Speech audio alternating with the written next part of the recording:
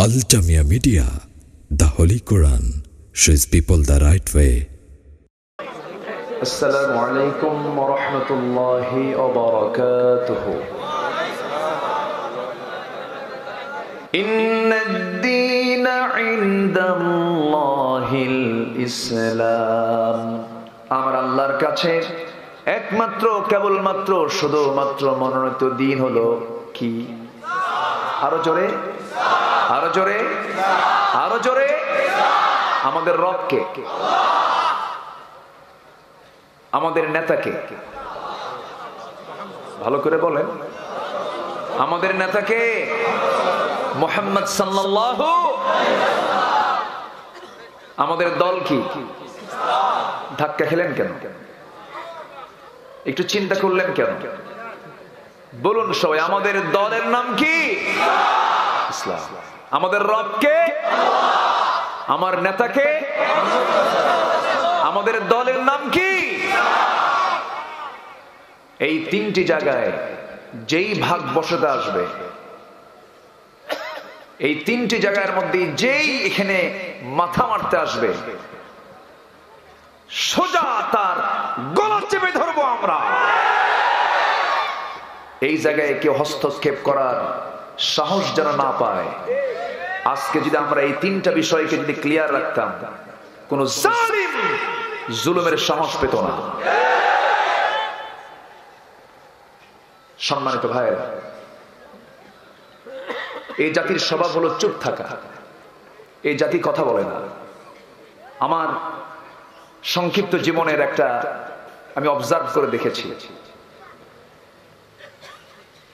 বাংলার স্বাধীন সর্বশেষ নবাব ছিলেন নবাব সিরাজউদ্দৌলা। নাম শুনেছেন না? লর্ড ক্লাইভ যখন তাকে ধরে নিয়ে যাচ্ছিল, তার লোকেরা, লক্ষ লক্ষ মানুষের চোখ দিয়ে পানি পড়ে, সামনে তার হাত পা বেঁধে নিয়ে যাচ্ছে, নীরবে শুধু চেয়ে থেকে শুধু চোখের পানি ফেলেছে।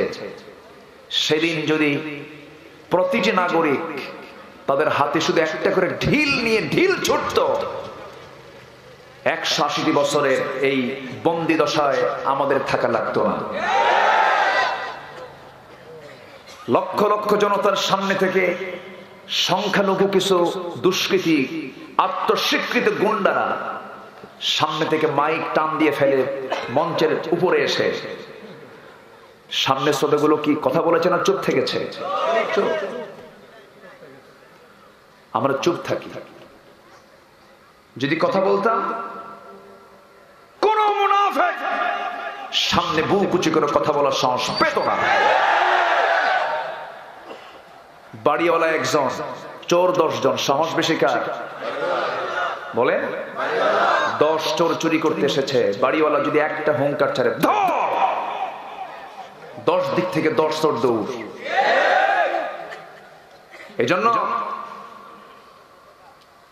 আফসোস লাগে মাঝে মাঝে, মাঝে মাঝে মনে হয় যে আমরা মুসলমান, আমরা কাউকে তো ভয় পাওয়ার কথা না। পৃথিবীর কাউকে ভয় করা কি আমাদের জন্য জায়েজ আছে? আসতে বলবেন না, জায়েজ আছে? কি যেন একটা ভয় আমাদেরকে তাড়া করে। ভয় করা যাবে না, হতাশ হওয়া যাবে না, নিরাশ হওয়া যাবে না। আল্লাহ রাব্বুল আলামিন বান্দাকে সুন্দর করে ডাক দিয়ে বলছেন, ফালা তাহিনু ওয়ালা তাহজানু ওয়া আনতুমুল আ'লাউনা ইন কুনতুম মুমিনিন। হতাশ হও না, নিরাশ হও না, তুমি বিজয়ী হয়ে যাবে যদি সত্যিকারের তুমি ঈমান আনতে পারো। সত্যিকারের ঈমান তোমাকে আনতে হবে। আমার বন্ধুগণ, আল্লাহ বলছেন, বান্দা তুমি তোমার জিহ্বার হকটা যদি পরিপূর্ণরূপে আদায় করতে পারো, সোজা সাপটা যদি কথা বলতে পারো। সূরাতুল আহজাবের শেষের দিকে মহান রব্বুল আলামিন বলেন, ইয়া আইয়ুহাল্লাযীনা আমানু তাকুল্লাহা ওয়া কুলু কওলান সাদীদা يصلح لكم أعمالكم لكم ويغفر لكم ذنوبكم ومن يطع الله ورسوله فقد فاز فوزا عظيما জোরে বলুন আল্লাহু আকবার ঈমানদারেরা তোমরা আল্লাহ কি ভয় করো এবং সোজা সাপটা কথা বলো ইনিয়ে বিনিয়ে কোনো কথা বলতে যেও না আল্লাহ রাব্বুল আলামিন বান্দাকে দাওয়াত দেওয়ার ক্ষেত্রে হিকমতের কথা বলেছেন কিন্তু হিকমত মানে হককে আড়াল করা নয় উদউ ইলা সাবিলি রাব্বিকা বিল হিকমাতি ওয়াল মাউইযাতিল হাসানাহ ওয়াজাদিলহুম বিল্লাতী হিয়া আহসান মানুষকে তুমি কালিমার দাওয়াত দিবে রবের দিকে ডাকবে হিকমতের সাথে মানে হলো বিচক্ষণতার সাথে এর মানে সত্যকে আড়াল করে নয় সত্যকে সামনে ওপেন করে মানুষকে কালিমার দাওয়াত দাও আমি যদি আজকে সত্যবাদীর পরিচয় দিতে পারতাম ওয়াকুলু কাওলান সাদীদা আল্লাহ বলছেন বান্দা সত্যবাদীর পরিচয় দিয়ে সোজা সাপটা যদি তুমি কথা বলতে তাহলে আমি কি করব তোমার আমলনামায় যতগুলো তোমার ভুল করেছো আমলনামা সুন্দর আমল করতে গিয়া কাজ করতে গিয়া তোমার জিন্দেগিতে যেগুলো ভুল হয়েছে ইউসলিহ লাকুম আ'মালাকুম সমস্ত আমলগুলো আমি আল্লাহ ইসলাহ করে দেব সংশোধন করে দেব ওয়া ইয়াগফির লাকুম যুনুবাকুম এবং জীবনে যত পাপ রাশি তোমার হয়েছে সমস্ত পাপ রাশিগুলোকে আমি আল্লাহ সব তোমার জীবন থেকে ধুয়ে মুছে সাফ করে দেব একটু আস্তে কান সুবহানাল্লাহ জোরে বলুন সুবহানাল্লাহ সেই সোজা কথা বলার দরকার আছে না নাই আজকে বাতিলরা সামনে এসে কথা বলে আমরা চুপ মেরে ঘাপটি মেরে থাকি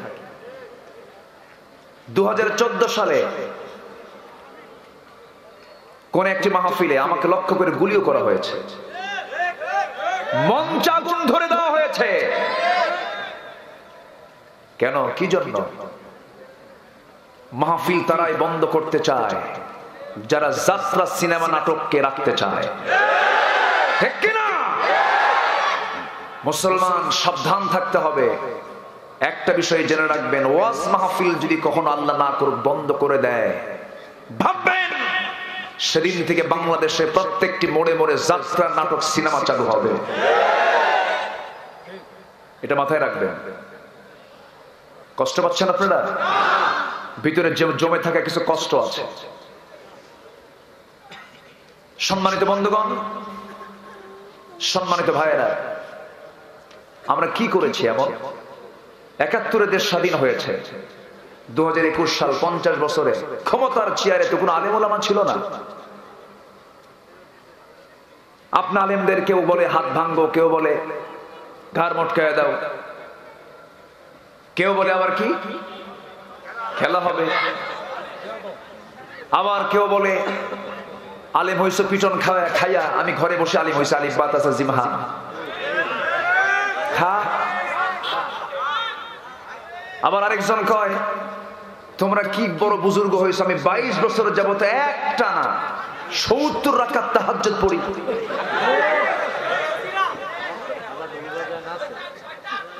সম্মানিত ভাইয়েরা আমি অনুরোধ করে বলবো তাদেরকে দয়া করে জগতের শ্রেষ্ঠ সন্তান আল্লাহর দেওয়া বক্তব্য পৃথিবীতে সবচেয়ে বেশি ভয় পায় সেই বান্দা আমাকে যারা আলেম ওলামা ইয়াখশাল্লাহ মিন ইবাদিহিল উলামা আলেমদের সঙ্গে বেয়াদবি করবেন না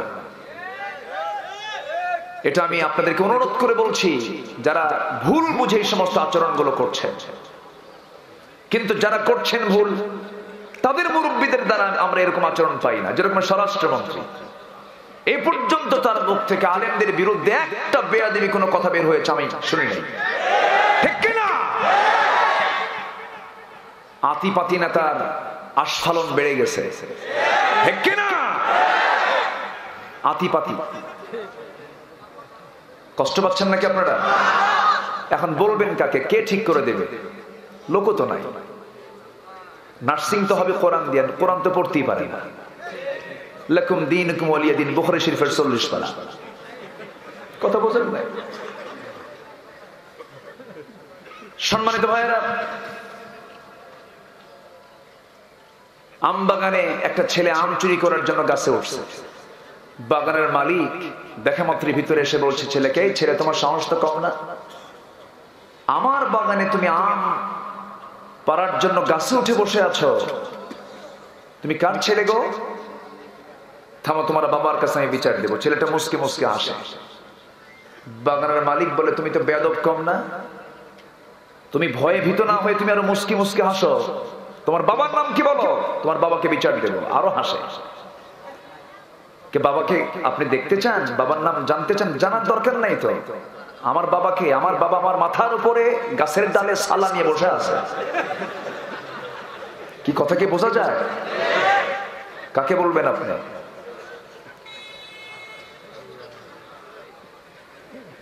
বেয়াদবের বেয়াদবি, মূর্খের মূর্খতা দুই একটা লাইন কথা বললেই টের পাওয়া যায়, ঠিক কিনা? প্রায় আমি একটা উদাহরণ দিই আপনাদের জেলার নাম দিয়া। এক ছেলে ব্রাহ্মণবাড়িয়া বাড়ি গেছে ঢাকা, পড়াশোনা করে। শিক্ষক তাকে বলছে, এই ছেলে তোমার বাড়ি কোথায়? কে স্যার, ব্রাহ্মণবাড়িয়া। কে তোমাকে একটা প্রশ্ন করি। কি প্রশ্ন? ব্রাহ্মণবাড়িয়া বানানটা করো তো। ব্রাহ্মণবাড়িয়া বানান করতে গেলে কিন্তু ভালো ছাত্র হতে হবে, ঠিক আছে না? ব্রাহ্মণ এই জায়গায় আরো কিছু যোগটোগ আছে না নাই বলেন তো? ভালো বাংলা জানতে হবে। সে আর উত্তর দিতে পারে না, আধা মিনিট চলে যায়। কি ব্যাপার, ব্রাহ্মণবাড়িয়া বানান করো? স্যার আমি তো এখন ঢাকায় থাকি। কি কথা কি বোঝা গেল? আমি এখন কোথায় থাকি? মূর্খের মূর্খতা সামান্য কথাই ফুটে ওঠে। সম্মানিত ভাইয়েরা, সব আমার বন্ধু হবে না। মূর্খ কোনোদিন বন্ধু হতে পারে না, ঠিক কিনা? মূর্খ কখনো বন্ধু হতে পারে না। আবার বন্ধুকে বেশি আপনও করা যাবে না, বন্ধুকে সব কথা খুলে বলাও যাবে না। বলেছেন মুহাম্মদ সাল্লাল্লাহু আলাইহি ওয়াসাল্লাম। আমার নবীজির একটি কবিতার কথা মনে হয়ে গেল। আমার নবীজি বলেছেন, আহবিব হাবিবাকা হাওনা মা আসা আন ইয়াকুনা বাগীদাকা ইয়াওমান মা ওয়া আবগিদ বাগীদাকা হাওনা মা আসা আন ইয়াকুনা হাবিবাকা ইয়াওমান মা। আমার নবী শুধু নবী ছিলেন, রাসূল ছিলেন বলেই আমরা ভাববো যে রাসূল কিছুই জানতেন না, কিছুই বুঝতেন না। যা ওহী নাযিল হয়েছে তার মধ্যেই তিনি সীমাবদ্ধ ছিলেন, ঠিক আছে, সবই ঠিক আছে। রাসূল নিজের মন গড়া কোনো কথা বলেন নাই। তবে আমার নবীর চেয়ে বড় কোনো কবি এই পৃথিবীতে আর কোনোদিন আসবে না। জোরে বলি সুবহানাল্লাহ। কি সুন্দর করে কবিতার ছন্দ দিয়ে তিনি জানিয়ে দিলেন, তুমি তোমার বন্ধুকে এত কাছে টেনে নিও না যে তোমার গোপন সমস্ত রহস্য তার সামনে ওপেন করে দিলে এক সময় সেই বন্ধু যদি শত্রু হয়ে যায়, ওই সমস্ত গোপন কথাগুলো তোমার জন্য কাল হয়ে যাবে। বলেছেন মুহাম্মদ সাল্লাল্লাহু। এই জন্য মূর্খতা নিয়ে চলা যাবে না। মূর্খতা মারাত্মক একটি বিষয়। মূর্খের সঙ্গে চলতে গেলে সব শেষ হয়ে যাবে। আল্লাহ পাক বান্দাকে মূর্খ হতে বলেন না, জ্ঞানী হতে বলেন। আফালা তাআকুলুন, তোমার কি কোনো জ্ঞান নাই? পাঁচ শ্রেণীর মানুষকে আমরা বন্ধু বানাতে পারবো না। পাঁচ শ্রেণীর ব্যক্তি কখনো বন্ধু হবে না। এর মধ্যে এক নাম্বার হলো যারা মিথ্যুক। যারা কি বলেন? মিথ্যুক মানুষ কখনো আমার বন্ধু হবে না। মিথ্যুক যারাই হবে তাদের পরিচয় হয়ে যাবে, আগের মেহমান বলে গেছেন, ইন্নাল মুনাফিকিনা লাকাযিবুন। যারা মুনাফিক তারা একমাত্র মিথ্যাবাদী হয়, ঠিক কি না? মিথ্যার ছোঁয়া সমাজে আজকে কম না বেশি? মিথ্যার ছোঁয়া কম না বেশি? মোবাইলে ভাই আপনি কোথায়? আমি তো জাহান্নামের চৌরাস্তায়। আছে না নাই? প্রত্যেকটি ক্ষেত্রে মিথ্যা একটা সাধারণ বিষয় হয়ে দাঁড়িয়েছি, অথচ আমরা তো সেই নবীর উম্মত যে নবীর জীবনে কৌতুক করে একটা মিথ্যা তার মুখ থেকে বের হয় নাই। তিনি হচ্ছেন মুহাম্মদুর রাসূলুল্লাহ সাল্লাল্লাহু আলাইহি ওয়াসাল্লাম। অথচ তিনি একজন শ্রেষ্ঠ রাজনীতিবিদ ছিলেন, কিন্তু দুনিয়ার এখন প্রেজেন্ট রাজনীতিবিদদের মূল ফর্মুলাই হলো মিথ্যা দিয়ে রাজত্বকে টিকে রাখা, ঠিক কিনা? পলিটিক্স, অর্থাৎ কাউকে ঠকানোর জন্য সকল প্রকার কৌশল অবলম্বন করে হলো পলিটিক্স। কিন্তু আমার নবীজিও রাজনীতি করেছেন, সন্ত্রাস নির্ভর নয়, আদর্শ নির্ভর রাজনীতি করেছেন। আবার রাসূল যে রাজনীতিবিদ ছিলেন এই কথা বলতে অনেকে লজ্জা পান। অনেক আলেম উলামা আছেন আমার নবীজির তায়েফের ঘটনা বলে, আমার নবীজির উহুদের যুদ্ধের দান্দে মোবারকের শাহাদাতের কথাগুলো বলে নিজেও কান্দে, গাল ভিজায় ফেলে, জনগণ কেন্দে জারে জার হয়ে যায়। কিন্তু আমার নবীজি যে একটি সুন্দর রাষ্ট্রের রাষ্ট্রনায়ক ছিলেন, তিনি যে বিচারক ছিলেন, তিনি যে চোরের শাস্তি নিশ্চিত করেছেন, তিনি যে দণ্ডবিধি কার্যকর করেছেন, এই জাতীয় কথা তাদের মুখ থেকে বের হয় না। এটা তাদের মানসিক রোগ। আর যদি মানসিক রোগ যদি আমি বলতে নারাজ হই, তাহলে বলতে হবে ওদের ঈমানের রোগ ধরা পড়েছে। ভারত তো আমাদেরই ছিল, ইতালি তো আমাদের ছিল, স্পেন তো আমাদের ছিল। স্পেন কেন হারালাম? ইতালি কেন হারালাম? ভারতের নেতৃত্ব কেন চলে গেল? শুধুমাত্র কারণ হলো চুপ থাকার ভয় করা। চুপ থাকা হচ্ছে সবচেয়ে নীরব ঘাতকতা। শুধু আমরা চেয়ে থেকে দেখলাম চোখের সামনে কত প্রাণ চলে গেল, গেল না? কত প্রাণ চলে যাচ্ছে। ফিলিস্তিনের সেই শিশু যদি মামলা করে দেয়, ফিলিস্তিনের সেই কিশোরী যদি কিয়ামতের দিন আমার আপনার বিরুদ্ধে মামলা ঠুকায়, কোন কিশোরী? 13 বছরের কিশোরীকে মা সহ ইসরায়েলি সৈন্যরা ইসরায়েলি কারাগারে ধরে নিয়ে মার চোখের সামনে 13 বছরের কিশোরী মেয়েকে উলঙ্গ করে ধর্ষণ করছে। আবার মাকে ওই কিশোরী মেয়ের সামনে উলঙ্গ করে ধর্ষণ করছে। আম হাসিবতুম আন তাদখুলুল জান্নাহ, তুমি কি ভাবতেছো আমি জান্নাতে এমনি এমনি প্রবেশ করব? না, ওই সমস্ত মাজলুমদের পাশে দাঁড়ানোর দরকার আছে না নাই? আছে। শুধু দরবার খুলে মুরিদ বাড়ালে জান্নাত পাওয়া যাবে না। আমার দেশে এখন তো মুরিদের প্রোডাকশন শুধু। আমার দেশে এই মুহূর্তে অবশ্য পীর বেশি না মুরিদ বেশি? বলেন তো, পীর বেশি না মুরিদ বেশি? পীরই বেশি। আমার দেশে যত পীর আছে, বিশ্বের 215টি রাষ্ট্রের মধ্যে কিছু কিছু রাষ্ট্রের এত নাগরিকও নাই, এত পীর আমার দেশে। সালা পীর, তেনা পীর, আউলা পীর, ন্যাংটা পীর, কুত্তা শাহ, ডাইল শাহ, গাদা শাহ, বদনা শাহ আছে না নাই? মানিকগঞ্জে এক মাহফিল ছিল আমার। যে গ্রামে মাহফিল, বললো হুজুর যে গ্রামে মাহফিল করতে আসছেন এই গ্রামে তো 350 পীর। বললাম আমারে দাওয়াত দিলেন কেন? হুজুর একটাও নামাজ পড়ে না। কথা কি বোঝা গেল? আজকে প্রত্যেকটি পীরের দরবার থেকে যদি ইকামত দিনের পক্ষে কথা আসতো, এই আড়াইবাড়ি দরবার শরীফের মতো প্রত্যেকটি দরবার থেকে যদি ইকামত দিনের পক্ষে সুদের বিরুদ্ধে, ঘুষের বিরুদ্ধে, জিনার বিরুদ্ধে, হত্যার হাজারের বিরুদ্ধে যদি কথা বক্তব্য বের হতো, কোন বাতিল টিকসই হতে পারতো না। ওয়াকুলু কাওলান সাদীদা ইউসলিহ লাকুম আ'মালাকুম। এমনি আল্লাহ পাক বলেননি তোমার সমস্ত আমল আমি ইসলাহ করে দেব, এমনি বলেননি। কথা বলি না যে আমরা। এগুলো লক্ষণ হলো মুনাফিকের লক্ষণ। কিসের লক্ষণ? ওইদিকে যাব না। খুব সুন্দর করে আমার ভাইজান কথা বলেছেন।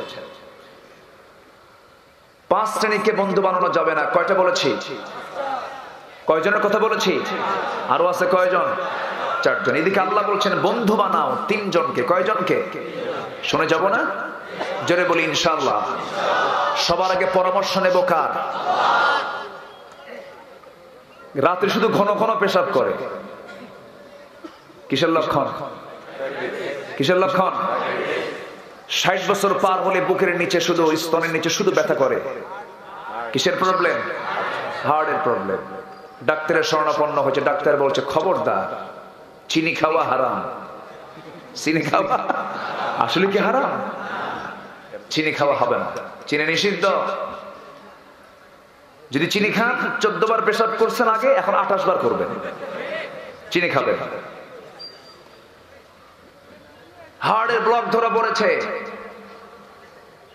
আপনার গরু গোশত খাওয়া যাবে না। সারা জীবন খুব মজা করে খাইছে, সামনে যখন গরুর গোশত আসে, সিনার গোশত, খালি জিব্বা লাফায়। জিব্বা কি করে? লাফায়। সামনে চিনি, এই পাশে লিকারের চা, চিনির মধ্যে চার মধ্যে চিনি না দিলে কি মজা লাগে? চিনির দিকে তাকায় 10 বার, চার দিকে তাকায় 1 বার, কিন্তু উপায় নাই, ভটকা চা খেতে হয়। কেন? ডাক্তার পরামর্শ দিয়েছেন চিনি খাওয়া যাবে না, গোশত খাওয়া যাবে না, হার্ট ব্লক হবে, আপনার সুগার বেড়ে যাবে। ডাক্তারের পরামর্শে চিনিও ছাড়া গেল, লোভনীয় সিনার গরু গোশত ছাড়া গেল। অথচ আল্লাহ পরামর্শ দিচ্ছেন আহাল্লাল্লাহুল বাইআ ওয়া হাররামার রিবা। আল্লাহ পাক সুদকে হারাম করেছেন, জন্মের মতো খাওয়া খায় হাজি সাহেব। এরকম হাসি আছে না নাই? আচ্ছা, উনি হিসাব করেন, নামাজ তো পড়ি, সুদ খাইলে কি হবে? ওয়াকাম করব, সেজদা দেব, আল্লাহ জান্নাত না দিয়ে যাবে কই? এরকম পাবলিক আছে না নাই? আসতে বলবেন না, আছে না নাই? এগুলো করা যাবে না। আমার বন্ধু তো কেউ না, আমার আপনার জীবনের চরম পরম সবচেয়ে কাছের বন্ধু কেউ না, যিনি আমার সর্বক্ষণ কেমন কাছে থাকেন। মহান রব্বুল আলামিন সুন্দর করে বলছেন, ওয়া নাহনু আতরাবু ইলাইহি মিন হাবলিল ওয়ারিদ। বান্দার, আমি তোর স্কন্দ শিরার চেয়েও কাছে থেকে যাই, তুই আমাকে পর ভাববি না, তুই আমাকে দূরে ভাববি না। ওয়া ইয়ালামু খাইনাতাল আ'য়ুনি ওয়া মা তুখফিস সুদূর। তোর চক্ষু কি খেয়ানত করে? রঙিন চশমার ফাঁক দিয়ে তুই কোন দিকে তাকালি, এবং তোর অন্তরে তুই কি বাসা বেঁধে রেখেছিস, তোর অন্তরের রাজত্ব আমার জানা আছে, তোর চোখের খবরটা আমার জানা আছে। সবার চক্ষু ফাঁকি দিলে ও আল্লাহর চক্ষু কি ফাঁকি দেওয়া যাবে নাকি? আসতে বলবেন না, যাবে নাকি? আমার আল্লাহর দয়া আমার উপরে সবচেয়ে কম না বেশি? আসতে বলবেন না, সবচেয়ে কম না বেশি? গোটা দুনিয়ার সমস্ত ভালোবাসাকে এক পাল্লায় দিবেন, আমার আল্লাহর ভালোবাসাকে আপনি এক পাল্লায় দিবেন। আমার বাবা মা, আমার ভাই বোন, আমার আত্মীয় স্বজন, সমস্ত লোকের ভালোবাসা আমার দিকে আপনি এক পাল্লায় দিবেন। আমার আল্লাহর ভালোবাসাকে এক পাল্লায় দেওয়া হবে, আমার আল্লাহর ভালোবাসা আমার উপরে বেশি ভারী হয়ে যাবে। আমার আল্লাহ এত বেশি ভালোবাসেন, আল্লাহ প্রত্যেক রাত্রে বেলা, আমার আল্লাহর তো নির্দিষ্ট একটা আসন আছে। ওয়াসিআ কুরসিয়ুহুস সামাওয়াতি ওয়াল আরদ ওয়া লা ইয়াউদুহু হিফযুহুমা ওয়া হুয়াল আলিয়্যুল আযীম। জোরে বলুন আল্লাহু আকবার। আল্লাহ তাআলা আরশ আজিমের সমাসীন আছেন, আর রহমান আলাল আরশি ইস্তাওয়া। কিন্তু আল্লাহ রাব্বুল আলামিন বলেন, বান্দা, যখন রাত্রি 12টা পার হয়ে যায়, মধ্যরাত্রি যখন চলে আসে, বান্দা, আমি তোকে আমার বন্ধু বানানোর জন্য আমি প্রথম আসমানে চলে আসি, আমি নিজে চলে আসি তোর কাছে। বান্দা, আমাকে দূরে ভাববি না। কোন বান্দা যদি আল্লাহর নৈকট্য হাসিল করতে চাই, প্রথম শর্ত হলো ফরজ। প্রথম শর্ত কি? ফরজ। কিন্তু আমাদের সমাজে প্রথম শর্ত হলো নফল দিয়া, ঠিক কিনা? গন্ডগোল লাগে ফরজ নিয়ে নফল নিয়া, নফল নিয়ে গন্ডগোল, ফরজ নিয়ে কোনো কথা নাই। কিনা সিলেটে যে অপ্রীতিকর ঘটনাটা ঘটলো, আমি সম্পূর্ণ তথ্য নিয়েছি। গাড়ি ভেঙে চুরমার করে দেওয়া হলো। এটা একটা পাশবিক ও সামাজিক জঘন্য আচরণ। শুধু আলেম কেন, শুধু আলেম কেন, কোন মানুষের জান মালে হামলা করা যাবে? আস্তে কোন হামলা করা যাবে? যারা হামলা করেছে আল্লাহ তাদের হাত অবশ করে দিক। জোরে বলি আমিন। বেয়াদবি গুলো, কষ্ট পাচ্ছেন? আমরা বিতর্কিত কোন মাসলা মাসাইল নিয়ে কথা বলবো না। আমি আলেমদেরকে, এখানে অনেক মিডিয়া এসেছে, আমি আলেমদেরকে, আমি একজন ক্ষুদ্র মানুষ হিসেবে আমি অনুরোধ করছি, দয়া করে ফিতনা ছড়াবেন না।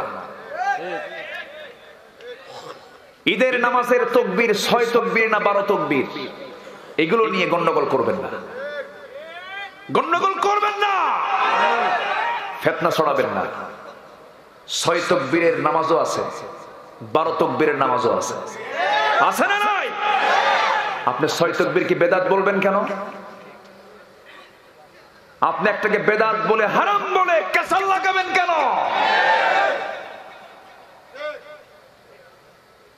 কোরবানির ভাগ 7 ভাগ করা যাবে না, 10 ভাগ করা যাবে না, হবে না কোরবানি, কে বলেছে আপনাকে?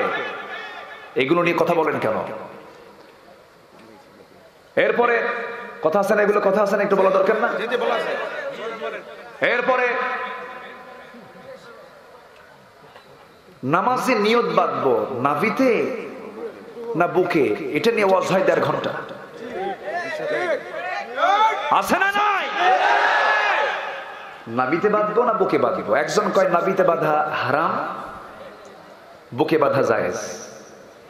আবার একজন কয় বুকে বাঁধা হারাম, নাভিতে বাঁধা জায়েজ। এখন সলিমুদ্দি কোন দিকে যাবে? সলিমুদ্দি দুটোই হারাম পাইছে, এখন সে আর কোনো পথ পাচ্ছে না, হাতটা রাখি কই? সে তো জানে না যে ছেড়ে দিয়েও নামাজ হয়। ছেড়ে দিয়ে নামাজ হয় কিনা বলেন? হয় কিনা? সে তো ছেড়ে দেওয়ার মাসলা জানে না। সে এখন আল্লাহু আকবার কপালে। কোথায় গেছে? কপালে। কি ব্যাপার, তুমি কপালে কেন? জায়গা নাই। জায়গা নাই, এই অবস্থানটা তৈরি করে দিয়েছে কারণ ওই ফিতনাবাজ মুফতিরা।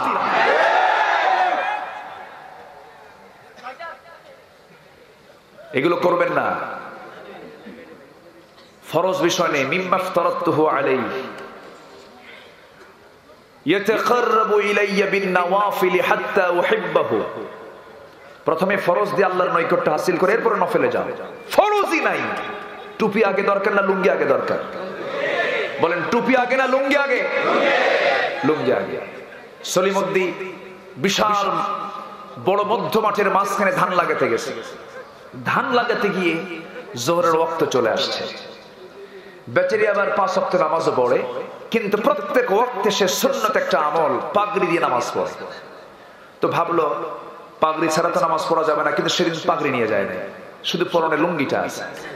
এখন ভাবতেছে বাড়িতে যাব কখন, নামাজটা দেখে নিই পড়ি, খামাকে বাড়িতে গেলে তো বহু দেরি হয়ে যাবে। ওযু বানায়া পাগড়ি ছাড়বে না বেচারি, লুঙ্গি খুইলা পাগড়ি বানাইছে। কথা কি বোঝা যায়? আজকে আমাদের অবস্থা হয়ে গেছে এরকম। কিছু কিছু ব্যক্তির বিভ্রান্তির কারণে সাধারণ মানুষ বিভ্রান্তিতে পড়ে গেছে। শাশুড়ির কপালে হয়েছে ঘা। শাশুড়ির কপালে কি হয়েছে? এখন এই ঘা ঠিক করার জন্য জামাই ভাবলো যে একটু ভালো স্কিন স্পেশালিস্ট, চর্মরোগ বিশেষজ্ঞ একজন ডাক্তারকে দেখায়। ডাক্তারকে দেখাইছে, ডাক্তার বলছে দেখেন রোগ সারবে, ওষুধ দিলাম, ওষুধ বড় মুখ্য বিষয় নাই, কোন ক্রমে যেন সংক্রমিত না হয়, এর উপরে যেন কোনো মাছি না পড়ে, কোনো পোকামাকড় যেন না পড়ে। মাছি টাছি পড়লে এটা আরো বেড়ে যাবে, এটা খেয়াল করতে হবে। তো জামাই ভাবলো আমার শাশুড়ি বুড়ি মানুষ, বাড়িতে তেমন কিছু নাই, কেউ নাই, কে দেখবে, আমি নিয়ে যাবার বাড়িতে নিয়ে যে ঘরে শোয়া দিয়ে রেখেছে। বলছে আম্মা আপনি থাকেন, মলমটা লাগাই দিচ্ছি, আর আপনার মাছি যেন না পড়ে আমি এটা লক্ষ্য করছি। তো শোয়া দিয়ে পাশে চেয়ারে বসে আছে, হাতে একখান রড নিয়ে। কি নিয়ে বসে আছে? রড। এখন রড নিয়ে বসে আছে যখন, তার চিন্তা হলো মাছি তো পড়তেই দেওয়া যাবে না, অসম্ভব ব্যাপার। হঠাৎ করে এক মাছি এসে ভন ভন করে এসে ওই ঘাড় উপরে পড়ছে, পজিশন নিয়ে চোখ বন্ধ কইরা। হাতে একখান রড নিয়া পজিশন নিয়া এমন জোরে হাঁকান হাঁকাইছে, মাসি তো দৌড় মারছেই। মাসি মরবে না শাশুড়ি মরবে? এদের হাল হইছে ওই হাল, ঠিক কিনা? ইসলামকে রক্ষা করতে গিয়ে ইসলামের 12টা বাজার ছাড়তেছে এরা। বাড়ির মূল মুরব্বীর প্যান্ট নাই, টেইলার্সে প্যান্ট বানাতে দিয়েছে। প্যান্ট বানানো হয়ে গেছে, বাড়িতে এসে দেখে প্যান্ট লম্বা, বেশি ঝুল হয়ে গেছে। ঝুল বোঝেন তো? হ্যাঁ, ঝুলা হয়ে গেছে, বেশি লম্বা, মানে ঝুলটা লম্বা হয়ে বেশি লম্বা হয়ে গেছে। এখন এটা কাটা দরকার। বাড়িওয়ালা মুরব্বীর প্রচন্ড রাগ, মানে টোকা মারলি বারুদের মতো জ্বলে।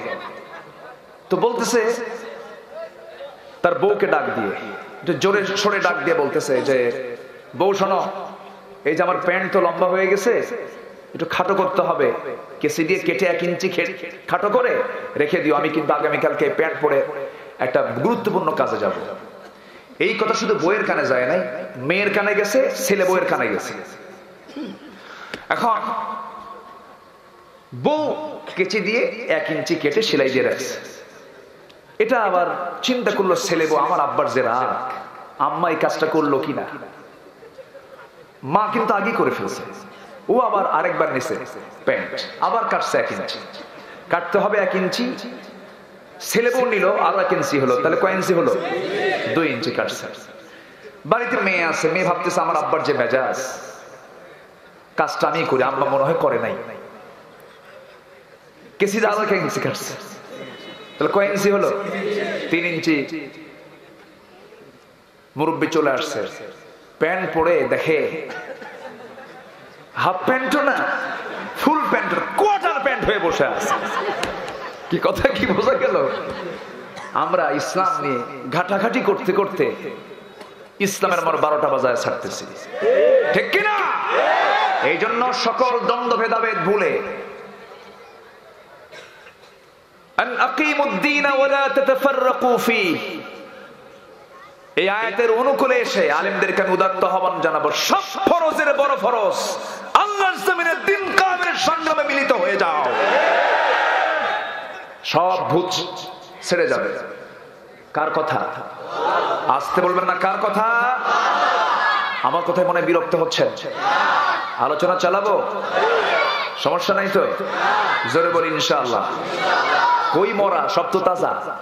মরা পুকুরকে আজকে থেকে তাজা পুকুর বানায় দিয়ে বলি আলহামদুলিল্লাহ। রাগ করতেছেন নাকি? আমাদের বন্ধু কয়জন হবে? আমাদের বন্ধু কয়জন হবে? 1 নম্বর বন্ধু কে? আল্লাহ। 1 নম্বর বন্ধু আল্লাহ। কেন আমার আল্লাহ কেন বন্ধু হবেন? কি জন্য আমার তিনি প্রথম বন্ধু হবেন? আমার জীবনের সবচেয়ে প্রিয় জিনিস হলো আমার জান। এই জানটা কার হাতে? আল্লাহর হাতে আমার জান। তিনি আমাকে চালান, তিনি আমাকে লালন পালন করেন। আল্লাহ রাব্বুল আলামিন বলছেন, বান্দা আমাকে ভুলে যেও না, আমাকে তুমি স্মরণ করবে, আমি তোমাকে স্মরণ করব। আল্লাহ সুন্দর করে বান্দাকে সুন্দরভাবে ডাক দিয়ে বলছেন, বান্দা শোনো, দেখো কত সুন্দর করে আমি তোমাকে ডাকতেছি।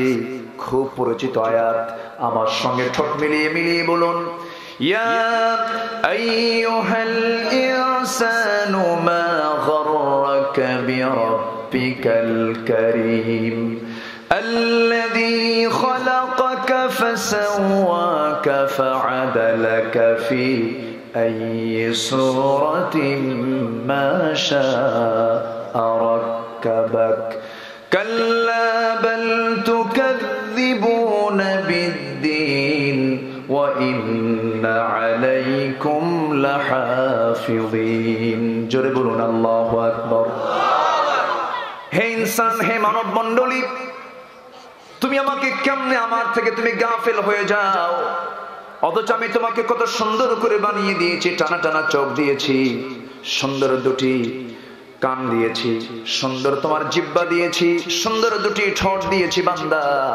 আমাকে তুমি স্মরণ করবে, তুমি আমার দিকে 1 হাত আগাবে, আমি তোমার দিকে 10 হাত আগায়া যাব। জোরে বলি সুবহানাল্লাহ। আসেন দোয়া করে দিই। ওঠে কারা? ওঠে, ধরেন, এই থামেন,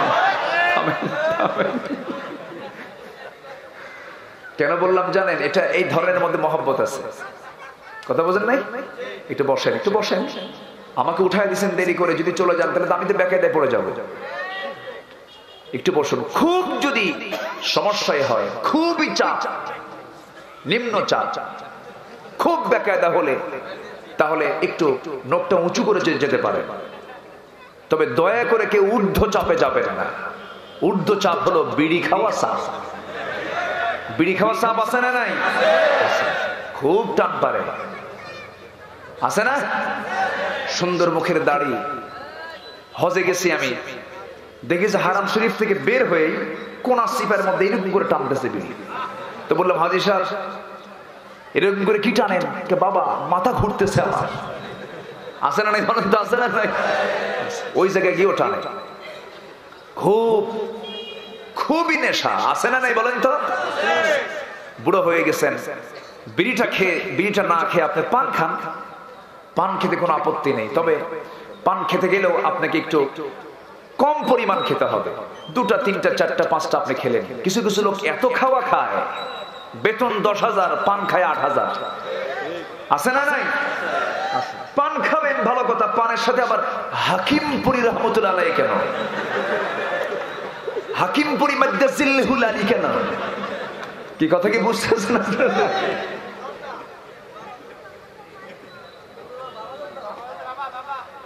থামেন, বাবা তো আছেই, থাক বাবা, থাক ইয়াবা থাক, বহু কিছুই আছে। এগুলো সব চাচাতো ভাই খালাতো ভাই, বুঝলেন নাই? এগুলো চাচাতো ভাই খালাতো ভাই মামাতো ভাই, সবগুলো কাছাকাছি, সব নেশা, ঠিক কিনা? এগুলো খাবেন না। আল্লাহ পাক সকল নেশা থেকে আমাদেরকে হেফাজত করুন। জোরে বলি আমিন। আমাকে চোখ দিয়েছেন কে? চোখের মধ্যে পানি আছে না নাই? কিসের পানি? টিউবওয়েলের পানি? নদীর পানি? এই পানি কেমন লাগে?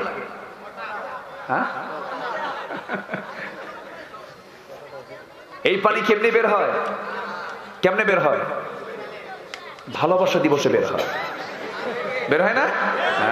আরে কি বলেন, যে কান্না কান্দে মনে হয় ওর দুনিয়াতে আর কেউ নাই। আছে না নাই? তুমি আমার সখী, আমি তোমার ছাড়া বাঁচবই না, মরবো, মর। ঠিক কিনা? ফেসবুক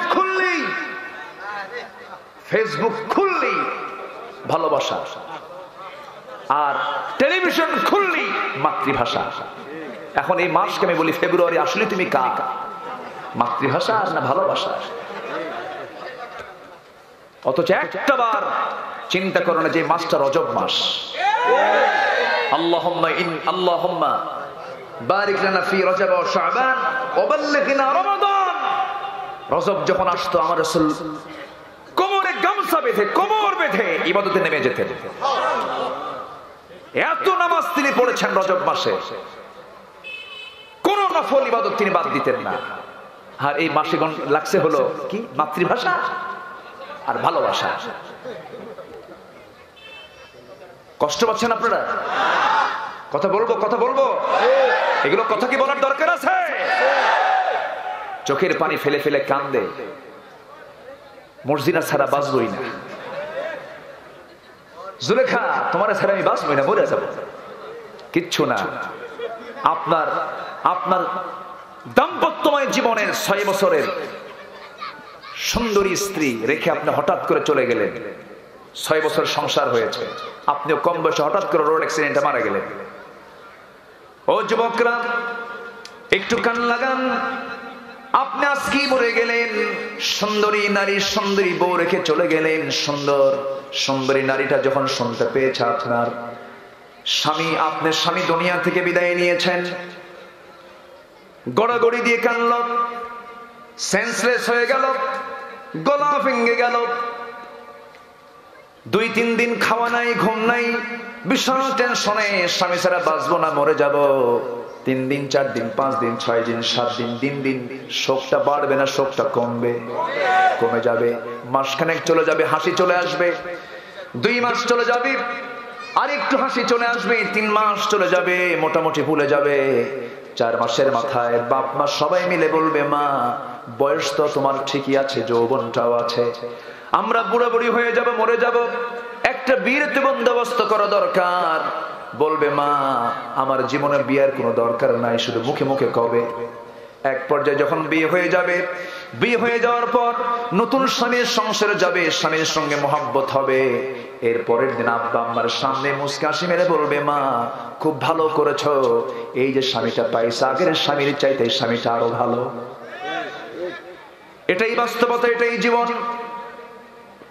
যে সন্তানটার জন্য কত সুখ, কত আরামকে ত্যাগ করে, রাতের আরামের ঘুমকে হারাম করেছি, দিন রাত পরিশ্রম করে প্রবাস জীবন থেকে কোটি কোটি টাকা রেমিটেন্স পাঠায় দিয়া যে সন্তানটার জন্য এত সম্পদের পাহাড় গড়লাম, মরে গেলাম, মরে যাওয়ার 7 দিন যেতে না যেতেই 2টা ছেলের মধ্যে মারামারি, আছে না নাই? সম্পদ নিয়ে কাড়াকাড়ি।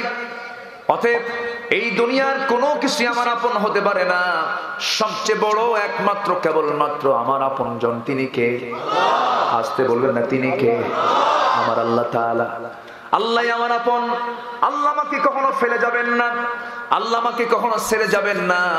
আল্লাহ বলছেন বান্দারে তুই আমাকে ডাক, আমি তোর ডাকে সাড়া দেব বান্দা, আমি তোকে জান্নাত দেবার জন্য প্রস্তুতি নিয়েছি বান্দা, তুই আমার কাছে তওবা করিস না কেন? আমার কাছে তওবা কর, আমার কাছে মাফ চেয়ে নে। চোখের যে পানি দিয়েছি, এই চোখের পানি থেকে 1 ফোঁটা চোখের পানি যদি আমার ভয়ে আমার মহব্বতে যদি ফেলতে পারিস বান্দা, এই 1 ফোঁটা চোখের পানির দাম আমি আল্লাহ এত দিয়ে দেব, 7টা জাহান্নামের আগুন এই চোখের পানি দিয়ে আমি আল্লাহ তোর জন্য নিভাইয়া দেব রে বান্দা। জোরে করুন সুবহানাল্লাহ। চোখের পানি দিয়েছেন কে? কান্দার জন্য। কাঁদবো কার জন্য? আসতে বলবেন না, কাঁদবো কার জন্য? কেঁদেছেন ইউনূস আলাইহিস সালাতু ওয়াস সালাম, কেঁদেছেন আইয়ুব আলাইহিস সালাতু ওয়াস সালাম, কেঁদেছেন নূহ আলাইহিস সালাতু ওয়াস সালাম, কেঁদেছেন ইব্রাহিম আলাইহিস সালাতু ওয়াস সালাম, কেঁদেছেন আমার নবী মুহাম্মদ সাল্লাল্লাহু আলাইহি সাল্লাম। রাত যখন গভীর হয়ে যেত, সবাই ঘুমের সাগর হাবুডুবু খায়, যে নবীর জীবনে বিন্দু পরিমাণ কোনো গুনাহ ছিল না, সেই নবীজি গোটা রাতে তার ঘুম হয় না। শেষ রাতের দিকে শুধু না, ومن الليل فتهجد به نافلة لك ومن الليل إلا قليلا نصفه أو انقص منه قليلا। আমার নবীজির কোন রাত তাহাজ্জুদ বাদ পড়তো না, সিজদায় পড়ে যেতেন যখন, ঘন্টার পর ঘন্টা চলে যেত, সিজদা থেকে মাথা উঠাতেন না, কপালটা ফুলে যেত, চক্ষুটা লাল হয়ে যেত। আম্মা জান আয়েশা বলতেন ইয়া রাসূলুল্লাহ আপনার তো কোনো গুনাহ নাই, আপনি এত কাঁদেন কেন? রাসূল বলতেন আয়েশা কিয়ামতের দিন হাসরের ময়দানে আল্লাহ যদি আমাকে পাকড়াও করেন, আমি মুহাম্মদ আমিও পার সুযোগ পাবো না। আমি আল্লাহর রহমত পাওয়ার আশায় সিজদা দেই, আল্লাহর কাছে মাফ চেয়ে নেই। আমার ভাইরা চোখের পানি ফেলে ফেলে কাঁদবো আল্লাহর কাছে, চোখের হকটা আদায় হয়ে যাবে। আল্লাহর কাছে আমরা কাঁদবো, আল্লাহর কাছে আমরা মাফ চেয়ে নেব। গুনাহ তো হবেই, গুনাহ আছে না নেই বলেন? লাউলাম তুযনিবু লাযাহাবাল্লাহু বিকুম ওয়া লাজাআ বিকওমিন হাত্তা ইউযনিবুন। তোমরা যদি গুনাহ না করো আমি তোমাদেরকে দুনিয়া থেকে মিটায়ে দেব, এমন একটা জাতি পাঠিয়ে দেব যারা গুনাহ করবে, চোখের পানি ফেলে ফেলে আমার কাছে কাঁদবে, আমি তাকে মাফ করে দেব। অতএব এই হাদিস দ্বারা বোঝা যায় বান্দার জীবনে গুনাহ হতেই পারে, গুনাহ হয়ে যাবে, কিন্তু বান্দার সঙ্গে সঙ্গে চোখের পানি ফেলে যদি মাফ নিতে পারে, আল্লাহ ওই বান্দার সমস্ত গুনাহগুলো মাফ করে দিবেন। মানুষের দাম বেশি না ফেরেশতার দাম বেশি? ভালো করে মানুষের দাম না ফেরেশতার দাম? আমরা গালি দিতে হঠাৎ করে মানুষকে বলতে নিয়ে বলি তুমি কি ফেরেশতা হয়ে গেছো নাকি? ফেরেশতা হওয়ার কি দরকার? ফেরেশতার চেয়ে আমি মানুষ, আমার দামটা বেশি কেন? ফেরেশতার মধ্যে কামনা বাসনা নাই, ফেরেশতার মধ্যে বিবেক বুদ্ধি আছে। এরপরে মানুষ সারা পৃথিবীতে যত প্রাণী আছে সমস্ত প্রাণীর ভিতরে কামনা বাসনা আছে, কিন্তু বিবেক বুদ্ধি নাই। কিন্তু আল্লাহ রাব্বুল আলামিন মানুষকে কামনা বাসনাও দিয়েছেন, বিবেক বুদ্ধিও দিয়েছেন। বান্দা যখন কামনা বাসনাকে বিবেক বুদ্ধি খাটায়া কোরআনটা গবেষণা করে যখন কোরআন মাফিক জীবনটা চালাতে পারে, ওই বান্দার দাম ফেরেশতার চাইতে বেশি বেশি হয়ে যায়। জোরে বলি সুবহানাল্লাহ, আরো জোরে বলি সুবহানাল্লাহ। আমরা 1 নাম্বার বন্ধু বানাবো কাকে? এই চোখের পানি যদি আল্লাহ রাব্বুল আলামিন দুনিয়ার কোন পানির মতো দিতেন, দুনিয়ার কোন মিনারেল ওয়াটার, ড্রিঙ্কিং ওয়াটারের মতো যদি দিতেন, -ডিগ্রি তাপমাত্রার মানুষগুলো চোখ রক্ষা করতে পারতো না, চোখের ভেতরের পানিটা আইস হয়ে যেত, বরফ হয়ে যেত, মানুষের চোখটা হ্যাং মারতো, ঝুলেন মানুষের চোখটা নষ্ট হয়ে যেত, রক্ত সঞ্চালন হতো না। আল্লাহ রাব্বুল আলামিন প্রত্যেকের চোখের মধ্যে এমন কিছু ধরনের পানি দিয়েছেন, এই পানি তৈরির জন্য চোখের পেছনে মেশিন আছে, মেশিনটা সেট করে দিয়েছেন।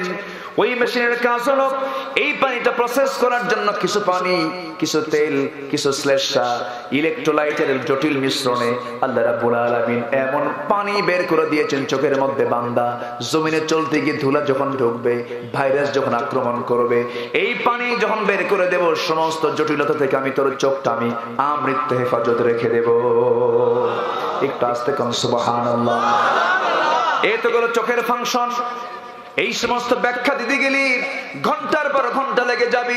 আমি আমার ভাষায় বলি, এই চোখ, এই কান, এই নাক হলো পদ্মা মেঘনা যমুনার চেয়ে বড়, বিশাল বড় ফাংশন, বিশাল বড় নিয়ামত। জোরে বলি সুবহানাল্লাহ।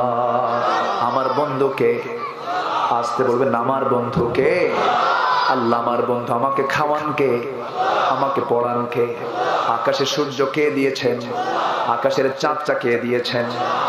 এই চাঁদ কেন দিলেন? এই সূর্য কেন দিলেন? বান্দার কল্যাণে দিয়েছেন, বান্দার জন্য দিয়েছেন। আল্লাহ বলছেন, বান্দারে গোটা পৃথিবীর সমস্ত সৃষ্টিকে তোর খাদেম বানিয়ে দিয়েছি বান্দা, আর আমি তোকে হুকুম করছি তুই আমার গোলাম হয়ে যাবি। আমি হলাম আল্লাহর গোলাম, পৃথিবীর সব সৃষ্টি হলো আমার খাদেম। আল্লাহর দাবি হলো, বান্দা আমার কাছে সেজদায় পড়ে কাঁদ, আমার কাছে মাফ চেয়ে নে বান্দা, আমার কাছে সারেন্ডার কর, আমি তোকে মাফ করে দেব। জোরে বলি সুবহানাল্লাহ, আরো জোরে বলি সুবহানাল্লাহ। আমার ভাইয়েরা, আমার বন্ধুগণ, একটু মনোযোগ দিয়ে আমি আর সর্বোচ্চ আধা ঘন্টার সময় নেব। আজকের এই বিশাল বড় মাহফিল আমরা একসঙ্গে মোনাজাত করে বিদায় নেব। জোরে বলি ইনশাআল্লাহ। আমার গোলাম সরওয়ার সাইদি ভাইয়ের জন্য আমি দোয়া চাচ্ছি। শেষের দিকে আমরা দোয়ার দিকে যাব, একটু কান লাগাই, মনোযোগ দিয়ে শোনার চেষ্টা করি। বন্ধু আমাদের কয়জন হবে, আর কয়টা বন্ধু বানানো যাবে না? কয় শ্রেণীকে বলেন? 5 শ্রেণীকে বন্ধু বানানো যাবে না। একটু কান লাগাই, মনোযোগ দিয়ে শোনার চেষ্টা করি। আমার ভাইয়েরা, 1 নম্বর বন্ধু আমরা আল্লাহকে বানাবো। আল্লাহ আমাকে খাওয়ান, আল্লাহ আমাকে পড়ান। আমার দেহের এই জীবনটাকে বাঁচানোর জন্য, দেহটাকে সুস্থ রাখার জন্য আল্লাহ রাব্বুল আলামিন হাজারো ফলমূল দিয়েছেন, খাবার দিয়েছেন। সেই খাবার খাওয়ার জন্য একটা ইন্দ্রিয় আছে মুখ, আবার নাকের খাবারও আছে। এই নাক এবং মুখটা হলো খাবারের ফাংশন। এই নাকের খাবারটার মুখের খাবারটার মধ্যে কোনটা বেশি জরুরি, নাকেরটা না মুখেরটা? অনেকে চুপ করে আছে, মনে মুখেরটা। কোনটা বেশি জরুরি? নাকেরটা। নাকেরটা বেশি জরুরি কেন? নাকেরটা জরুরি হওয়ার কারণ হলো, খাবার যদি 2 দিন না পাই, আমার জীবন কোনো মতো আমি রক্ষা করতে পারবো, বাঁচতে পারবো। কিন্তু নাকের যদি অক্সিজেন যদি 2 মিনিট 3 মিনিটের জন্য যদি বন্ধ হয়, গোটা দুনিয়া জুড়ে জো বাইডেন বাঁচবে নাকি? ডোনাল্ড ট্রাম্প বাঁচবে নাকি? বরিস জনসন বাঁচবে নাকি? যত বান্দা পৃথিবীতে আছে, সমস্ত বান্দার নাকের ডগায় খাবারটা কে দিচ্ছেন? আসতে বলবেন না, কে দিচ্ছেন? আল্লাহ বলছেন, বান্দার আমি তোকে তুলে খাওয়াই। কিসে খাওয়াই? আমি তোকে তুলে খাওয়াই বান্দা। এই অক্সিজেনটা আমি তোর জন্য ফ্রি সার্ভিস করে দিয়েছি। আমি তোর এই খাবারটা যদি কি সিস্টেম হতো, অক্সিজেন কিসে ভরায়? সিলিন্ডার সিস্টেম যদি হতো, যেরকম করোনা রোগী যখন আর পারে না, তার লাংস আর নিতে পারে না, এই ন্যাচারাল অক্সিজেন সে আর নিতে পারছে না, তার লাংস আর পারছে না, তখন মেশিন দিয়ে সিলিন্ডার থেকে তাকে চাপ দিয়ে তার লাংসে অক্সিজেন ঢুকানো হয়। 20 লিটার, 50 লিটার, 70 লিটার, 80 লিটার। কিন্তু যদি এরকম হতো যে পৃথিবীর সব বান্দার জন্য একটা করে সিলিন্ডার আমৃত্যু নাকের ডগায় এসে নিয়ে ঘুরবে, সে কি দুনিয়ার কোনো কাজ করবে না? সিলিন্ডার নিয়ে থাকবে। কিনে থাকবে কখন? সিলিন্ডার নিয়ে থাকবে। দুনিয়াতে আসছি তখন কি হবে? কিসের জন্য? সিলিন্ডার নিয়ে অক্সিজেন নেওয়ার জন্য। আল্লাহ পাক বলছেন, বান্দা জটিল করি নাই, এই অক্সিজেনটা আমি তোর জন্য ফ্রি সার্ভিস করে দিয়েছি। যেখানে যাবি সেখানেই খাবার পাবি। একটু আস্তে কর সুবহানাল্লাহ, জোরে বলি সুবহানাল্লাহ। নিয়ামত গুলো কার? আস্তে বলবেন না, কার? আমার বন্ধুকে, আল্লাহ। আচ্ছা, করোনা ভাইরাসটা গ্রামে বেশি না শহরে বেশি? গ্রামে কি আছে? গ্রামে তো আমি খুঁজে পাই না। কই? গ্রামে নাই বললেই চলে, শহরই বেশি। করোনা ভাইরাসটা আবার ভিআইপি ভাইরাস, তো ও যেখানে সেখানে থাকে না, ও এসি রুমে থাকতে খুব পছন্দ, ও বিলাসী সে। হ্যাঁ, তাই না? এসি রুমে থাকতে সে খুব পছন্দ করে। এখন নগরের এই বিল্ডিং গুলো হাই মানে মাল্টি স্টোরেড বিল্ডিং গুলোর ভিতরে তো আলো যায় না, বাতাসও যায় না, গরম ধরে এসি চালায়, সূর্যের তাপও নাই। এদিকে করোনা বলেছে এটাই তো আমার প্রিয় জায়গা, ভিতরে ঢুকে একটু কায়েত কুত করে থুয়ে দেয় সবাই। কিন্তু গ্রামের লোকগুলোকে কায়েত করতে পারে না, কেন জানেন? আল্লাহ পাক রেখেছেন সবচেয়ে শ্রেষ্ঠ ঔষধ, আকাশের সূর্য। জোরে বলে সুবহানাল্লাহ। শ্রেষ্ঠ ঔষধ, এটাও ফ্রি সার্ভিস। সুবহানাল্লাহ বলবেন না? এতে রয়েছে প্রচুর ভিটামিন ডি। ভিটামিন ডি গ্রামের লোকের ভিতরে 16 আনাই বডি পেয়ে থাকে, আলো বাতাস পর্যাপ্ত পায়। ভাইরাস এসে যখন একটা আক্রমণ করতে নেয়, ধাক্কা খেয়ে ব্যাক করে, না হলো না, পারলাম না। সুবহানাল্লাহ বলবেন না? আমার নিয়ামত কে দিয়েছেন? আমার বন্ধুকে আল্লাহ। অনেক কথা আছে। নাম্বার 2, আমার বন্ধু হচ্ছেন মুহাম্মদ সাল্লাল্লাহু। কিন্তু আমার সবচেয়ে প্রিয়জন আল্লাহর পরে যিনি, সে রাসূলকে নিয়ে আমার দেশে রুটিন ওয়ার্কের মতো গালিগালাজ হয়, আছে না? আমার নবীজির বিবাহ জীবন নিয়ে কথা বলে, আমার নবীজির আখলাক নিয়ে কথা বলে, আমার নবীজির রাজনৈতিক জীবন নিয়ে কথা বলে, আমার নবীজির বদর উহুদ খন্দকের জিহাদ নিয়ে প্রশ্ন তোলে, আমার নবীজির জিহাদকে রক্তের গন্ধের সঙ্গে তুলনা করে। এই সমস্ত কথাগুলো আমার দেশে আছে না নাই? আসতে বলবেন না, আছে না নাই? কি ভালোবাসা দিলাম যে আজ পর্যন্ত নবীর বিরুদ্ধে যারা বিষোদ্গার করেছে তাদের দৃষ্টান্তমূলক শাস্তি বাংলার জমিন এখনো নিশ্চিত হলো না কেন? কথা আছে না নাই? অথচ আমার নবীর সামনে নবীজি যখন জানতে পারলেন কাব বিন আশরাফ নামে এক ইহুদি কবি নবীর বিরুদ্ধে একটা ব্যঙ্গ কবিতা রচনা করেছে, রাসূলের সামনে কবিতা আসা মাত্রই রাসূল অগ্নিশর্মা হয়ে গেলেন, চক্ষু লাল হয়ে গেল। বললেন, কে আছো? এই কাব বিন আশরাফের কল্লা কেটে ফেলবে, কে হত্যা করবে? সামনে থেকে এক সাহাবী মুহাম্মদ বিন মাসলামা রাদিয়াল্লাহু তাআলা দাঁড়ায় গিয়ে বললেন, ইয়া রাসূলুল্লাহ, আপনি আমাকে অনুমতি দেন, আমি ওকে শেষ করে দেব। সুবহানাল্লাহ বলবেন না? কিন্তু ইহুদিদের বুদ্ধি, তাদের কূটনীতি দুর্বল না মজবুত? বলেন বলেন, মজবুত। এখনো গোটা পৃথিবী নিয়ন্ত্রণ করে ইহুদিরা। মানুষ 1 কোটি, চালাই 700 কোটি। মাত্র একটা দেশ, একটা রাষ্ট্র, তা অবৈধ রাষ্ট্র ইসরায়েল। 1 কোটি মানুষের ভিতরে 45 লক্ষই হলো বিজ্ঞানী, এবং তারা খুবই ধী অনুভূতি সম্পন্ন, প্রচন্ড মেধা ওদের। তারা সম্পূর্ণরূপে এটাকে কাজে লাগিয়ে গোটা পৃথিবীর অর্থনীতি তারা নিয়ন্ত্রণ করছে। Bata, KitKat, Pepsi, Coca-Cola, Lever Brothers সহ বড় বড় ব্র্যান্ড কোম্পানিগুলো সব ওরা এগুলোকে নিয়ন্ত্রণ করে। আপনি কথা বোঝেন নাই? এগুলো সব নিয়ন্ত্রণ করে। সমস্ত অর্থনীতির চাকা ওদের হাতে। মুসলমানরা কেন হারালো? মুসলমান ফতুয়া দিল, রাসূল ছিলেন আমিরানা, বাদশাহী পাইয়া করিলেন না, দোজাহানের বাদশা নবী খেজুর পাতার বিছানা না খাইয়া মরো। কি কথা বোঝেন নাই? ইসলাম মানে ফকির, ইসলাম মানে গরিব থাকো, ইসলাম মানে না খাইয়া মরে যাও। এরকম রং কনসেপ্ট আছে না নাই? ইসলাম মানে দারিদ্রতা নয়, ইসলাম মানে সমৃদ্ধি, অগ্রগতি, এগিয়ে যাওয়া, উন্নতি। ঠিক কিনা? আজকে গোটা পৃথিবীর অর্থের চালিকা শক্তি যদি মুসলমানদের হাতে থাকতো, গোটা পৃথিবীর নেতৃত্ব মুসলমানদের হাতে থাকতো। নেতৃত্ব সৎ হতে হবে। অর্থ এবং নেতৃত্ব যেদিনই মুসলমান হারিয়েছে সেদিন থেকেই মুসলমান মার খাচ্ছে। আমার কথা কি বোঝা যায়? এজন্য আমাদেরকে ডিপ্লোম্যাটিক হতে হবে, আমাদেরকে এগিয়ে আসতে হবে এবং লিডার হিসেবে মানতে হবে রব আমার কে? আমার নেতাকে বলেন, আমার নেতাকে মুহাম্মদ সাল্লাল্লাহু। ভালোবাসবো তাকে জীবনের চাইতে কম না বেশি? আসতে বলবেন না, কম না বেশি? কাব বিন আশরাফ কবিতা রচনা করে ছেড়ে দিয়েছে। মুহাম্মদ বিন মাসলামা তাকে খোঁজার জন্য বের হয়েছেন, হন্য হয়ে ঘুরছেন, তাকে কেমনে বের করবে? কিন্তু তাকে খুঁজে পাওয়া যাচ্ছে না। চতুর্দিকে গোয়েন্দা নজরদারি দিয়ে কাব বিন আশরাফকে ঘেরাও করে রেখেছে ইহুদিরা। ইহুদিরাই একমাত্র জাতি যে জাতি রাসূলকে বিভিন্ন যুদ্ধের দিকে ঠেলে দিয়েছে, পেঁচ লাগিয়েছে তারা। আমার নবীজি এই ঘোষণা দিয়েছেন, মুহাম্মদ বিন মাসলামা মনে মনে চিন্তা করেন যেমন করে হোক আমি তাকে হত্যা করবই। আমার নবীর সামনে এসে বললেন, ইয়া রাসূলুল্লাহ, আমি আপনাকে একটা কথা বলবো, অনুমতি নিতে চাই। কি অনুমতি? ইয়া রাসূলুল্লাহ, আমি আপনাকে একটু গালি দেব, আমি আপনার বিরুদ্ধে একটু কথা বলবো, শুধুমাত্র কারণ হলো কাব বিন আশরাফকে যেন আমি আমার হাতের কাছে পাই। কয়েকটা দিন আমি আপনার বিরুদ্ধে একটু কথা বলবো, কয়েকটা কথা, আপনি কি অনুমতি দিবেন? রাসূল বলেন, যাও, আমি তোমাকে অনুমতি দিয়ে দিলাম। একটা কথা ছেড়ে দিল মিডিয়াতে, সঙ্গে সঙ্গে কাব বিন আশরাফ এটাকে ধরে নিয়ে তাকে খোঁজ দিল যে মুহাম্মদ বিন মাসলামাকে ডাকে।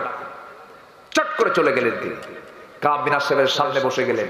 বসেই বলছেন এই সাহাবী, কাব, আমি তোমার সঙ্গে সম্পূর্ণ একমত। আসলে মুহাম্মদ বিন আব্দুল্লাহর কি দরকার ছিল এই জাজিরাতুল আরবের ভিতরে এই ভাই ভাই দ্বন্দ্ব লাগায় দেওয়ার? কি প্রয়োজন ছিল একটু অশান্তি সৃষ্টি করার?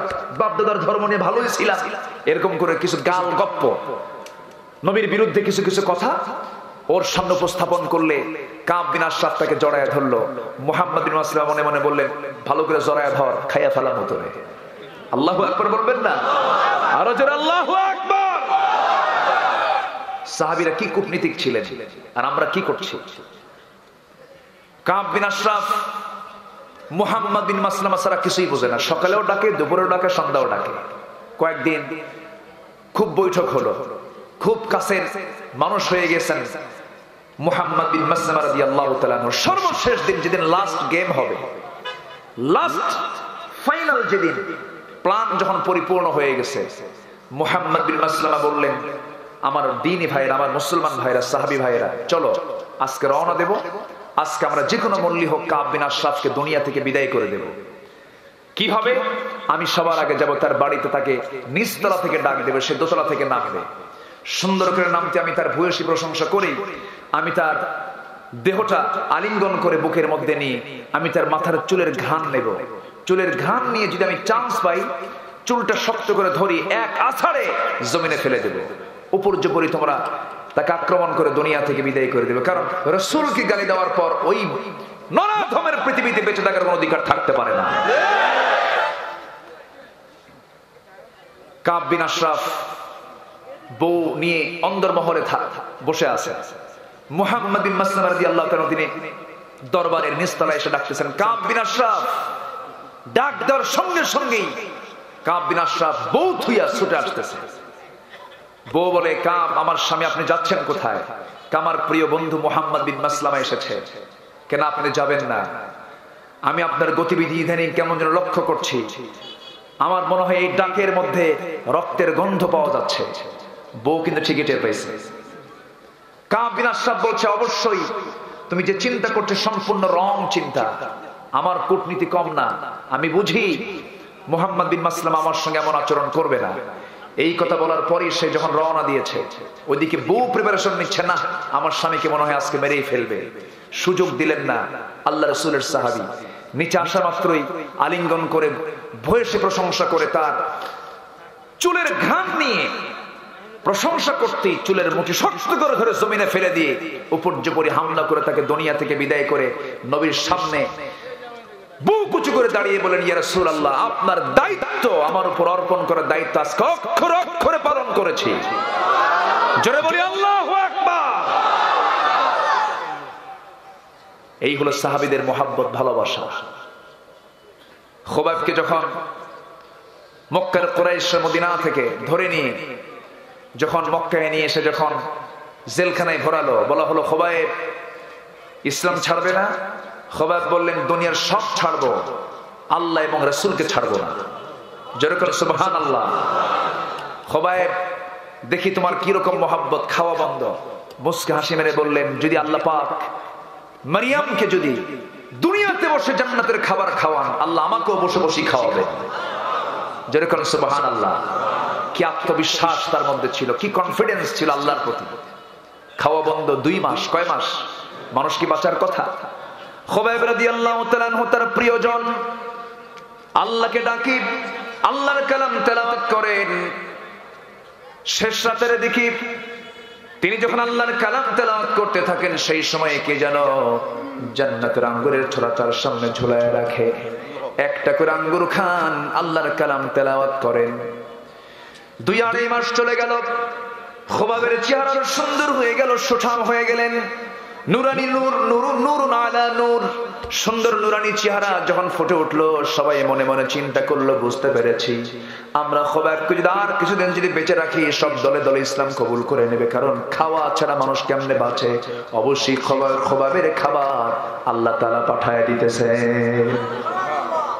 আমার ভাইয়েরা, শেষ পর্যন্ত খোবাবের বিরুদ্ধে পুরো আইন পাশ হয়ে গেল, পুরো রায় কার্যকর হয়ে যাবে, রায় দেওয়া হলো। সবাই বলল, সিদ্ধান্ত হয়ে গেল খোবাবকে আমরা ফাঁসির মঞ্চে ঝুলিয়ে মারবো, শুলে কাস্টে ঝুলায় মারবো। চূড়ান্ত পাকা পোক্ত যখন হয়ে গেছে, এবার খোবাবের কাছে সর্বশেষ লাস্ট নিউজ এসে বলতেছে, ও খোবাব, বউ বাচ্চার দিকে তাকাও, পরিবার পরিজনের দিকে তাকাও, আত্মীয় স্বজনের দিকে তাকাও। একটা বারের জন্য তুমি চিন্তা করে দেখো, দিন ছাড়লে তুমি সব পেয়ে যাবে। খোবাব বললেন, তোমরা দুনিয়ার সকল নাজ নিয়ামত তোমরা আমার হাতের মুঠে দিয়ে দাও, আমি আমার মুহাব্বত, আল্লাহ এবং রাসূলের মুহাব্বত আমার জীবন থেকে এক চুল পরিমাণ সরাবো না। আমার সবচেয়ে পরম বন্ধু আল্লাহ, আমার সবচেয়ে পরম বন্ধু আমার রাসূল, এই দুজনকে আমি কখনো কোনো ক্রমে ছাড়তে পারবো না। এমন সময় সিদ্ধান্ত হলো তাকে ফাঁসির মঞ্চে ঝুলিয়ে মারা হবে। বলা হলো, খোবাব, তোমাকে তো আমরা ফাঁসি কাস্টে তোমাকে নিয়ে যাচ্ছি, তোমাকে শুলে চড়ায় দুনিয়া থেকে বিদায় করে দেব। খোবাব, তোমার শেষ ইচ্ছা বলতে কোনো কিছু আছে নাকি? খোবাব মুস্কা মেরে বলছেন, আমার শেষ ইচ্ছা বলতে জাগতিক জীবনের কোনো ইচ্ছা আমার নাই। তোমরা যদি আমার শেষ একটা ইচ্ছা যদি পূরণ করতে চাও, জাগতিক জীবনের কোনো কিছু আমি চাই না। তোমরা আমার যদি শেষ কথা যদি রক্ষা করতে চাও, আমাকে একটু ওজুর পানি দেওয়া যায় নাকি? ওজুর পানি দিয়ে কি করবা? ওজুর পানি দিয়ে আমি একটু ওজুর সম্পন্ন করে নামাজে দাঁড়ায় যাব। আমার সবচেয়ে প্রিয় বন্ধু, 1 নাম্বার বন্ধুকে আসতে বলবেন না কে? 1 নাম্বার বন্ধু, আল্লাহর সঙ্গে কথা বলবো। নামাজে দাঁড়ায় গেলেন, নামাজ শুরু করে দিলেন। কিতাবের মধ্যে আসছে প্রথম রাকাত লম্বা সূরা কেরাত দিয়ে পড়ে, দ্বিতীয় রাকাতে নামাজ পড়তে নিয়ে মনে মনে চিন্তা করলেন, নামাজটা যদি লম্বা করি, কাফের মুশরিকরা মনে মনে চিন্তা করবে খোবাব বুঝি মৃত্যুর ভয়ে নামাজটা লম্বা করতেছে। এই চিন্তা মাথায় নিয়ে নামাজটা শর্ট করে ফেললেন, সালাম ফিরলেন। সালাম ফিরে হাত উঁচু করলেন আসমানের দিকে, বলছে, ও আসমানের মালিক, ও জমিনের মালিক, আজকে 4 মাস গত হতে চলে, আমি আমার নবীর চেহারা দেখতে পাই না, রাসূলের কোনো কথা আমি শুনতে পাই না। আমি মনে হয় দুনিয়া থেকে বিদায় হয়ে যাব। আল্লাহ, তোমার কাছে তো আমি চলে যাব, আমার তো সবচেয়ে আপনজন তুমি আল্লাহ। কিন্তু 4 মাস হলে যে রাসূলকে দেখি না, আমি যদি মরে যাই, আমার বিদায়ী সালামটা তুমি আল্লাহ নবীর দরবারে পৌঁছায়া দিও। 1 নম্বর বন্ধুকে। নাম্বার 2 বন্ধু মুহাম্মদ সাল্লাল্লাহু আলাইহি ওয়াসাল্লাম। শুনে কাস্টের দিকে নিয়ে যাওয়া হবে। মোনাজাত শেষ করেই খোবাবকে কেউ ধরলো না, খোবাবকে কেউ ধাক্কা দিয়ে সেই শুনে কাস্টের দিকে নিয়ে যাওয়া লাগলো না। আপনা আপনি তিনি মোনাজাত শেষ করে দৌড় মারতেছেন শুলে কাস্টের দিকে, ফাঁসির মঞ্চের দিকে। বলা হলো, খোবাব, তুমি দৌড় মেরে মেরে কোথায় যাও? তোমাকে তো আমরা মেরে ফেলবো। খোবাব বলছেন, দৌড় তো আমি এমনি মারতেছি না, আমার আল্লাহ 8টা জান্নাতের দরজা আমাকে দেখায় দিতেছে। 2 হাত বাঁধা হলো, 2 পা বাঁধা হলো। খোবাবকে বলা হলো, খোবাব, তোর এই জায়গায় যদি তোমাদের মুহাম্মদকে যদি এই জায়গায় শুলে যদি চড়ানো হতো, হাত পা বেঁধে যদি এই জায়গায় যদি শাস্তি দেওয়া হতো, কতই না ভালো হতো। খোবাব দারুণ খেপে গেলেন, এমন খেপলেন, মুখের মধ্যে কয়েক মিনিট ধরে অনেকগুলো থুতু জমা করলেন। সকল থুতুগুলো মুখ ভরে জমা করে নিয়া ওই ব্যক্তি, যে ব্যক্তি নবীর বিরুদ্ধে যখন এই জাতীয় কটূক্তি করেছে, মুখ বরাবর তার সেই জায়গা থেকে সর্বশেষ চেষ্টা, থুতু নিক্ষেপ করে মুখের মধ্যে থুতু মেরে দিয়ে বলতেছেন, আল্লাহর কসম, আমার সামনে নবীর একটা পশম ছিড়বে, আমি খোবাব হালে ছেড়ে দেব না। একটু আস্তে কোন সুবহানাল্লাহ, জোরে বলি সুবহানাল্লাহ। 1 নম্বর মুহাব্বত কার সাথে? নাম্বার 2 মুহাম্মদ সাল্লাল্লাহু আলাইহি ওয়াসাল্লাম। 1 নম্বর বন্ধুকে, নাম্বার 2 বন্ধু মুহাম্মদ সাল্লাল্লাহু আলাইহি ওয়াসাল্লাম। খোবাবকে যখন শুলে চড়ানো হলো, এই থুতু মারার সঙ্গে সঙ্গে একজন কাফের এসে ডান হাত আঘাত করলো, ডান হাতটা ছিটকে পড়ে গেল, মুস্কি মুস্কি খোবাব হাসতেছেন। বাম হাত আঘাত করা হলো, চিৎকার মেরে মেরে আওয়াজ দিয়ে দিয়ে হাসেন। বলা হলো, খোবাব রে, আমরা তোর অঙ্গহানি করে দিই, তুই হাসিস কেন? তুই কি বলছিস? কিছুই তো বুঝতে পারি না। খোবাব বলছেন, তোমার আমার একটা করে অঙ্গহানি করে দাও, আল্লাহ পাক আমাকে জান্নাতের হুরগুলো একটা একটা করে আমাকে দেখায় দেখায় দেন। যেরকম সুবহানাল্লাহ। খোবাব দুনিয়া থেকে বিদায় নিলেন। বিদায় নেওয়ার সঙ্গে সঙ্গে আমার নবীজি মদিনার মসজিদ থেকে সাহাবে কেরামদের সামনে কথা বলতে বলতে হঠাৎ থেমে গেলেন, দাঁড়ায় গেলেন। দাঁড়ায় গিয়ে আকাশের দিকে তাকায় তাকায় হাত উঁচু করে করে বলছেন, সালামুন আলাইকা ইয়া খুবাইব, সালামুন আলাইকা ইয়া খুবাইব। হে খুবাইব তোমাকে সালাম, হে খুবাইব তোমাকে সালাম। সাহাবীরা বলছেন, ইয়া রাসূলুল্লাহ, খুবাইবের কি হয়েছে? আপনি তাকে সালাম দেন কেন? আপনি তাকে সালাম দিয়ে দিয়ে চোখের পানি ফেলে ফেলে কাঁদেন কেন? রাসূল কেঁদে কেঁদে বলছেন, আমার সাহাবীরা রে, খুবাইব তার দুনিয়াতে নাই, খুবাইব জান্নাতের পাখি হয়ে জান্নাতের মধ্যে সে এখন উড়ে বেড়াতেছে। যেরকম সুবহানাল্লাহ। এক নাম্বার ভালোবাসবো আমরা কাকে? এক নাম্বার বন্ধু আমার কে? নাম্বার 2 বন্ধু আমার মুহাম্মদ সাল্লাল্লাহু আলাইহি ওয়াসাল্লাম। নাম্বার 3 হলো ওয়াল্লাযীনা আমানু, যারা ঈমানদার তারা হবে আমার বন্ধু না মুনাফিক? বলেন, ঈমানদার না মুনাফিক? ঈমানদার না মুনাফিক? ঈমানদাররা হবে আমার বন্ধু। ঈমানদাররা আমার একমাত্র বন্ধু হবে। কোন ঈমানদার? তাদের গুণ আল্লাহ রাব্বুল আলামিন সুন্দর করে তুলে ধরছেন। আল্লাযীনা ইউকিমুনাস সালাহ ওয়া ইউতুনাস যাকাতা ওয়া হুম রাকিউন। নামাজ যারা কায়েম করবে, যাকাত যারা আদায় করবে এবং রুকুকারীদের সঙ্গে যারা রুকু করবে, তারাই তোমার বন্ধু হবে। নামাজ আদায়ে বিশ্বাসী, নামাজ কায়েমে বিশ্বাসী না, এমন সুবিধাবাদী কিছু মুনাফিক আছে না নাই? আসতে বলবেন না, আছে না নাই? তারা আমার বন্ধু হবে না দুশমন হবে? দুশমন হবে। এই জাতীয় ঈমানদার যারা, তারা তোমার বন্ধু হবে। আর একটা কথা জেনে রেখে দিও, যারা আল্লাহ এবং রাসূলকে এবং ঈমানদারকে যারা বন্ধু বানাবে, ওমাইয়াতাওয়াল্লাল্লাহা ওয়া রাসূলাহু ওয়াল্লাযীনা আমানু, যারা আল্লাহকে, রাসূলকে এবং ঈমানদারকে যারা বন্ধু বানাবে, আল্লাহ রাব্বুল আলামিন বলছেন, শোনো, এই বন্ধুত্বের ফলাফল হলো ফাইন্না হিজবাল্লাহি হুমুল গালিবুন। জেনে রেখে দিও, আল্লাহর দলরাই বিজয়ী হয়ে যাবে। জোরে করুন সুবহানাল্লাহ। আল্লাহ তুমি এই 2 আয়াতের নিরিখে আমাদের জীবনটাকে সাজানোর তৌফিক দিয়ে দাও। জোরে বলি আমিন, আরো জোরে আমিন, আরো জোরে আমিন। Al Jamia Media, the Holy Quran shows people the right way.